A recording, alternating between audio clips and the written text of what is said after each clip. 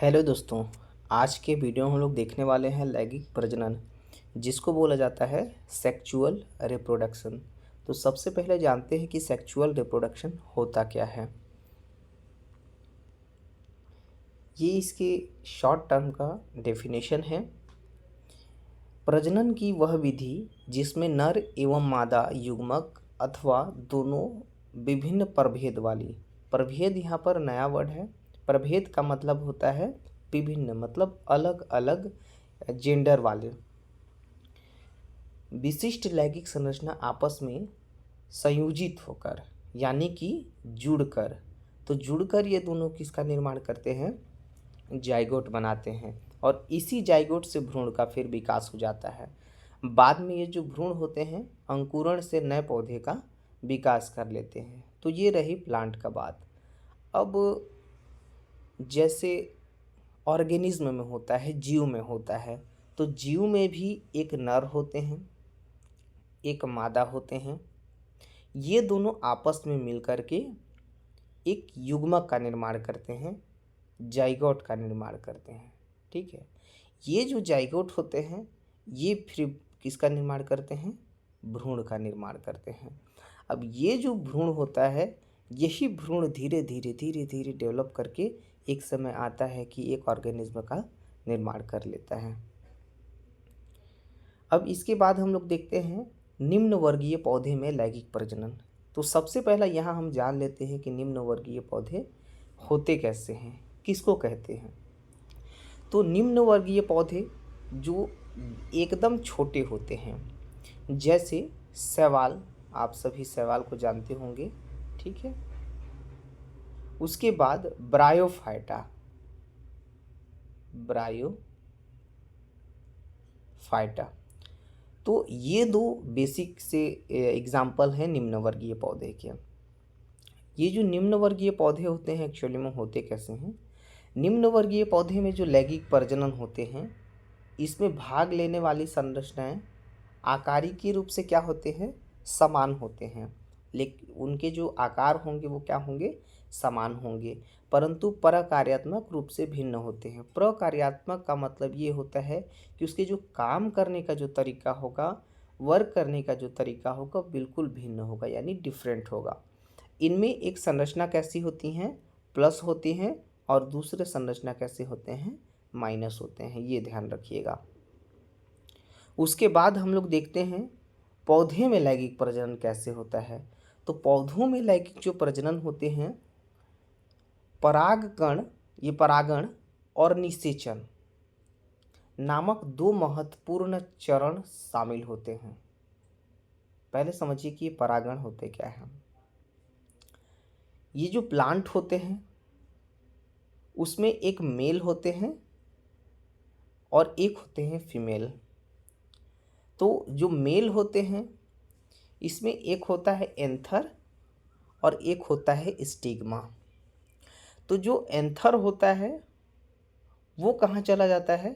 Anther को मैं ए से डेडिकेट कर रहा हूँ और स्टिग्मा को एस से कर रहा हूँ। जो एंथर होता है वो कहाँ चला जाता है? स्टिग्मा तक चला जाता है।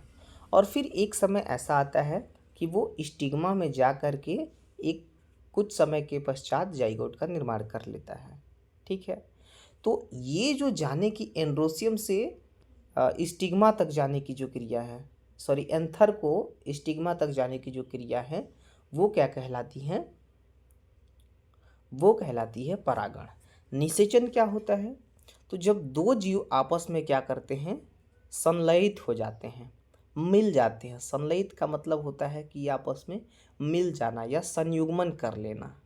तो संयुग्मन करने के बाद भी किसका निर्माण करते हैं? वो जाइगोट का निर्माण करते हैं।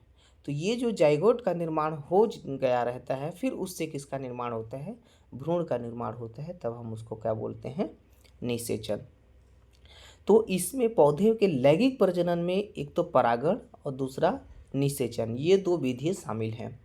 परागण में परागकण को मादा जनन अंग, जिसको स्त्री के स्तर तक ले जाना शामिल होता है। जैसे कि मैं बताया एंथर से स्टिग्मा तक, तो यहाँ परागकण स्त्री के स्तर तक ले जाने की क्रिया शामिल है। जबकि जो निषेचन है पराग और अंडे की जो कोशिकाएं होती हैं वो क्या हो जाती हैं, संलयित हो जाते हैं। ठीक है। अब इसके बाद आता है पुष्प और बीज। एक्चुअली जो पुष्प होते हैं और बीज होते हैं होता क्या है, पुष्प पौधे में क्या होते हैं, फूल लैंगिक प्रजनन के लिए आवश्यक अंग होते हैं। अभी जैसे हम लोग लैंगिक प्रजनन के लिए देखें तो फूल में होता क्या है, एक फूल होता है जो मेल होता है और दूसरा फूल क्या होता है, फीमेल होता है। तो मेल वाले में क्या पाए जाते हैं, एंड्रोसियम, और फीमेल वाले में क्या पाए जाएंगे, गाइनोसियम। तो एंड्रोसियम के जो भाग हैं वो कहाँ चले जाते हैं, गाइनोसियम तक चले जाते हैं। और कुछ समय के पश्चात होता क्या है कि वो फर्टाइल हो जाते हैं, यहाँ पर एफ फर्टाइल हो जाते हैं। और फर्टाइल होने के बाद एक नए पुष्प का निर्माण कर लेते हैं, सॉरी पुष्प नहीं, फर्टाइल होने के बाद एक नए प्लांट का निर्माण कर लेते हैं। ठीक है, तो वो होता है पुष्प लैंगिक प्रजनन। निषेचन के बाद अंडाशय फल में और बीजांड बीज में बदल जाते हैं, इसको ध्यान रखिएगा। अंडाशय किस में बदल जाएंगे, फल में, और जो बीजांड होंगे वो किस में बदल जाएंगे, बीज में। अब जो अगला भाग है इसमें समझिए, इसमें अच्छा चीज़ है। ये फर्स्ट वाले आप देख पा रहे होंगे मेल, 2n लिखा हुआ है। जो 2n का मतलब है, यहाँ पर देखिए थोड़ा सा जूम कर दिया, 2n का मतलब है कि ये है डिप्लॉइड। ठीक है, अब समझिए कि डिप्लॉइड होता क्या है और हैप्लॉइड होता क्या है। जब केवल मेल के जो स्पर्म होते हैं वो होते हैं, तो एक्चुअली में जो मेल के स्पर्म होंगे तो केवल एक ही एन लगे होंगे, तो ये होंगे हैप्लॉइड। और जब फीमेल के ऑर्गेनिज्म के होंगे तो वो होंगे एन। जब इन दोनों में फर्टाइल हुआ रहेगा तो ये कितने कितने एन का निर्माण कर लेंगे, 2n। तो पहले वाले को हम बोल रहे थे हैप्लॉइड, और जैसे ये एक दूसरे के साथ फर्टाइल होकर 2n का निर्माण करते हैं हम इसको बोलते हैं डिप्लॉइड। अब समझिए, यहाँ है मेल डिप्लॉइड और यहाँ है फीमेल डिप्लॉइड। अब ये जो मेल डिप्लॉइड है और फीमेल डिप्लॉइड है वो दोनों क्या है, एक एडल्ट है। अब यहाँ से जो डिप्लॉइड हैं वो डिप्लॉइड में से एक स्पर्म के हैप्लॉइड आ जाएंगे और एक ओवम के हैप्लॉइड आ जाएंगे। इन दोनों का आपस में क्या हो जाएगा, मिलन हो जाएगा। एक चीज़ जो बहुत इंपॉर्टेंट रहता है कि चल और अचल आपने सुना होगा कि केवल स्पर्म ही जाता है क्या, ओवम भी तो एक समय रहता है कि उसको भी आ जाना चाहिए। तो ओवम जिस स्थान पर उसकी उत्पत्ति होती है, जिस स्थान पर वो बनता है, वो जो स्थान है वहीं पर रहता है। लेकिन जो स्पर्म होता है वो क्या होता है, अपना जगह छोड़ करके वो तलाश करता है कि कहाँ पर है ये ओवम।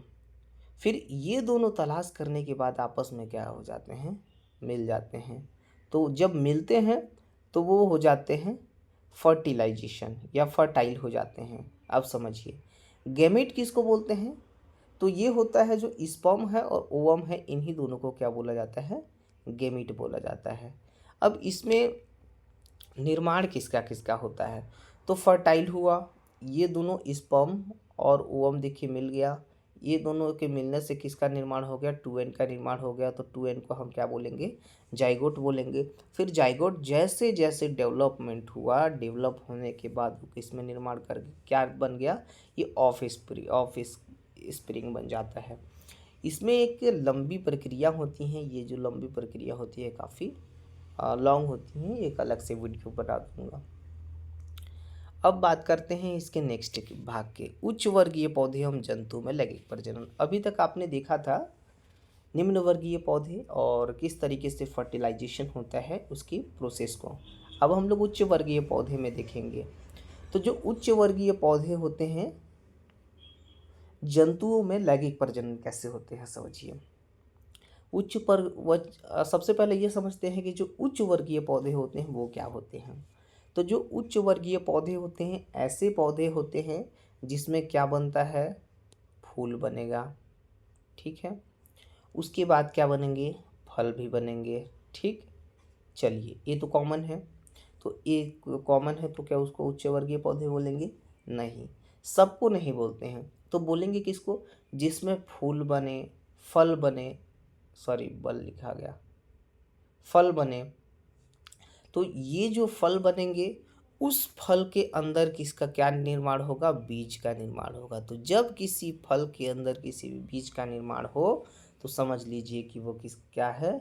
उच्च वर्गीय पौधे हैं। जैसे सेब, केला, अनार और भी बहुत सारे ऐसे पौधे हैं। अब हम लोग इसके आगे वाले भाग को देखते हैं। अब जानते हैं कि अंडयुग्मगी होता क्या? अंड युग्मी जिसको बोलते हैं उगेमस, एक्चुअली में ये होता क्या है? निम्न वर्गीय पौधे में नर एवं मादा युग्मकों का निर्माण क्रमशः नर एवं मादा प्रजनन अंगों में होता है। इस प्रकार के लैंगिक प्रजनन को क्या बोला जाता है? अंड युग्मकी।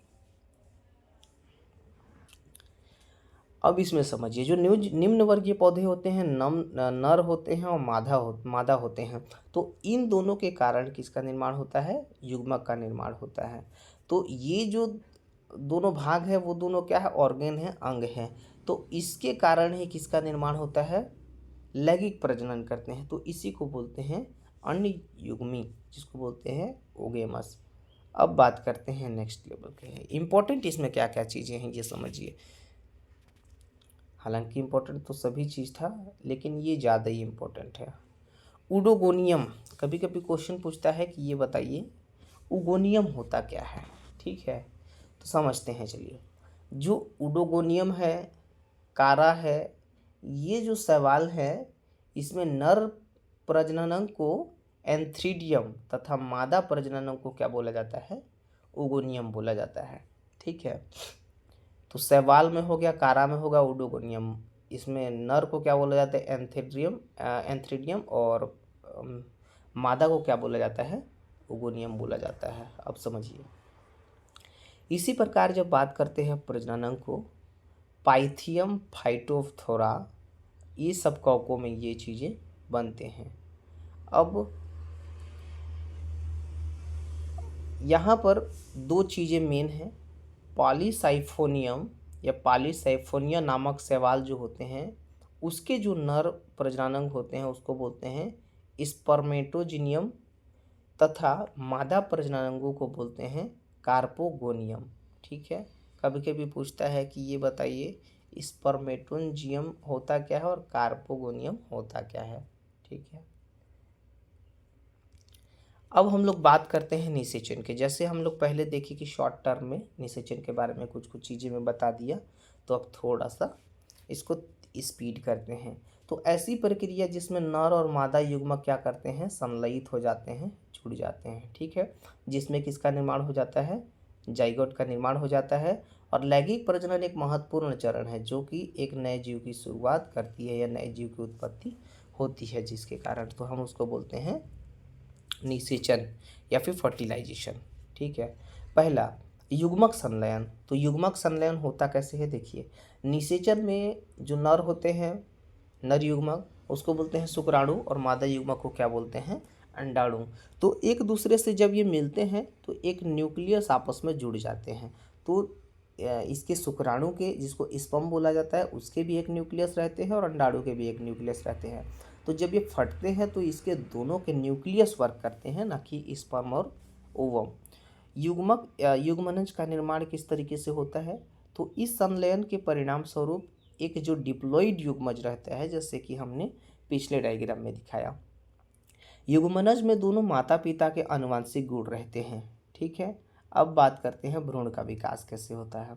तो जैसे ही युग्मनज कोशिका विभाजन करता है, ठीक है, सेल डिवीजन करता है, तो इसके विकास के जैसे जैसे ये ग्रोथ करता है तो ग्रोथ के श्रृंखला से ये गुजरता है, जिससे भ्रूण अंततः क्या हो जाता है? एक नए जीव का निर्माण कर लेता है। ठीक है, अब हम लोग निषेचन के प्रकार को देखते हैं। तो निषेचन एक्चुअली में दो प्रकार के होते हैं, बाहरी निषेचन और आंतरिक निषेचन। जो बाहरी निषेचन होते हैं यह प्रक्रिया पानी में होती हैं, जैसे कि मछली हो गए, मेढक हो गए। तो इसमें नर और मादा युग्मक क्या होते हैं, दोनों पानी में अपने अंडे को छोड़ देते हैं और अंडे को छोड़ देने के बाद मेल फीमेल में जाकर के एक दूसरे के साथ संलयित हो जाता है और वो कुछ समय के पश्चात निषेचन हो जाते हैं, फर्टाइल हो जाते हैं। अब बात करते हैं आंतरिक निषेचन। तो यह प्रक्रिया शरीर के अंदर होती है, जैसे कि स्तनधारियों में होती है। ठीक है। शुक्राणु मादा के प्रजनन पथ में प्रवेश करते हैं और अंडाणु से मिल जाते हैं, यानी स्पर्म किससे मिल जाते हैं, ओवम से मिल जाते हैं। ये सब कहाँ होता है, बॉडी के अंदर होता है, तो हम इसको बोलते हैं आंतरिक निषेचन। अब बात करते हैं एंथ्रेडियम होता क्या है। देखिए एक चीज़ मेन है, ये एक थैली नुमा संरचना है, ये थैली के समान इस तरीके से संरचना है। ठीक है। ब्रायोफाइटा हो गया, टेरिडोफाइटस हो गए, गैर फूल वाले पौधों में नर जननांग होता है। यह अगुणित संरचना है जो कि नर युग्मक तथा शुक्राणु का उत्पादन और भंडारण करती है। ठीक है। अगुणित मतलब ये गुणन नहीं करेगा, बार बार ये डिवीजन नहीं करेगा। तो एंथ्रेडियम में शुक्राणु बनाने वाली कोशिका होती हैं जो बाद में निषेचन के लिए अंडाणु तक पहुंचने के लिए तैयार करते हैं। तो एंथ्रेडियम में कौन सा सेल होते हैं, शुक्राणु बनाने वाला। ठीक है। इसके बाद हम लोग देखते हैं आर्किगोनियम। तो ये होते हैं बहुकोशिकीय संरचना। ठीक है। कुछ पौधों में ये मादा प्रजनन के रूप में काम करती हैं, जैसे कर्ण हो गया, उसके बाद मोस हो गया, फिर कुछ जिम्नोस्पर्म हो गए। फिर आर्किगोनिया में एक लंबी गर्दन वाली एक सूजा हुआ इस तरीके से आधार वेंटर होता होगा, तो इस वाले भाग को बोलते हैं वेंटर, जिसमें मादा युग्मक होता है। ठीक है। इसके बाद हम लोग ये जो वीडियो है वो यहीं पर समाप्त होता हुआ। तो आशा करता हूँ दोस्तों कि ये जो पूरी जो टॉपिक थी, आर्किगोनियम हो गए, इसके बाद एंथ्रेडियम हो गए, निषेचन हो गया, फर्टिलाइजेशंस की जितने भी विधि हमने बताया क्या क्या इम्पोर्टेंट है, उच्च वर्गीय में किस तरीके से है, निम्न वर्गीय में किस तरीके से है, पुष्प बीज में कैसे प्रजनन करते हैं, लैंगिक प्रजनन, उसके डेफिनेशंस के बारे में और ये लैंगिक प्रजनन के बारे में हमने बताया, वो आपको समझ में आया होगा। अगर कुछ भी नहीं समझ आता है तो कृपया क्वेश्चंस कर सकते हैं कमेंट बॉक्स पर। Thank you.